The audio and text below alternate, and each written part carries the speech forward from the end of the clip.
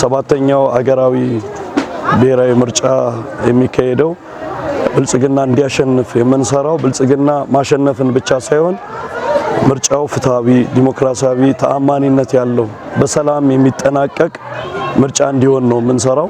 ማሸነፍ ብቻ አይደለም ግባችን። ሰላማዊ በሆነ ፍትሃዊ በሆነ ምርጫ፣ ነፃ በሆነ ምርጫ ተአማኒነት ያለው ድል ለማግኘት ከወጣቶች ከነዋሪዎች ከወረዳው ነዋሪዎች ጋር አብረን በጋራ ብልጽግናን እየደገፍን ከብልጽግና ጎን ቆመን እየሰራን ያለ ነው። ሌላው ቢቀር ትልቅ ነገር ከብልጽግና በጣም ውስጤንና ደስ የሚለኝ ተማሪዎች በረሃብ ይወድቁ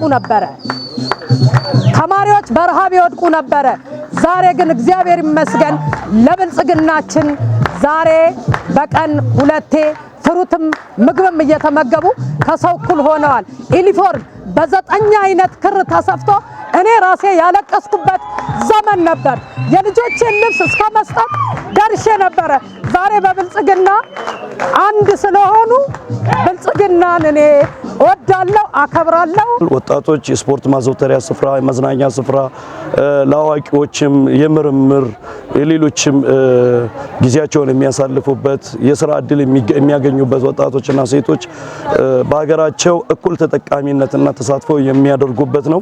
እንዲሁ አቅመ ደካማ አረጋውያን ጧሪ ቀባሪ ደጋፊ የሌላቸውንም ጭምር ትኩረት አድርጎ የሚረዳ ነው ብልጽግና። ምክንያቱም ዛሬ ባለንበት ለምርጫ ዋዜማ ላይ ባለንበት ጊዜ እንኳን 30ኛ የምገባ ማዕከላትን ገንብቶ ዜጎች የዕለት ጉርስ የሚያገኙበት በቀን 2-3 ጊዜ የተመጣጠነ ምግብ ዕለት ጉርስ በልተው ስለ ምግብ የማያስቡበት ይህንን የሰራ ፓርቲ ነው።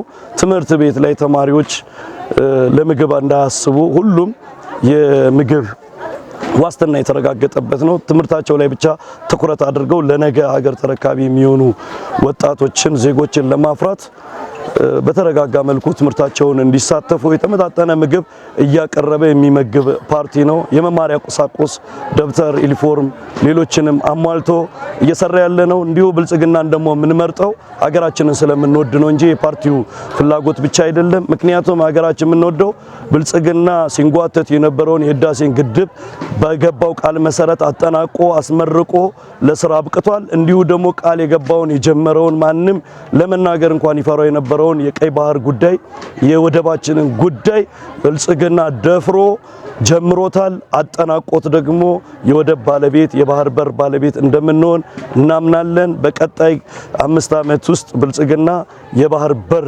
የሚኖራት ሀገር፣ ወደብ ያላት ሀገር፣ ከፍታዋ የተረጋገጠላት ሀገር፣ የምናድግበት የምንኮራበት ለአፍሪካ ምሳሌ የምትሆን ሀገር አድርጎ እንደሚያረጋግጥልን እርግጠኞች ነን።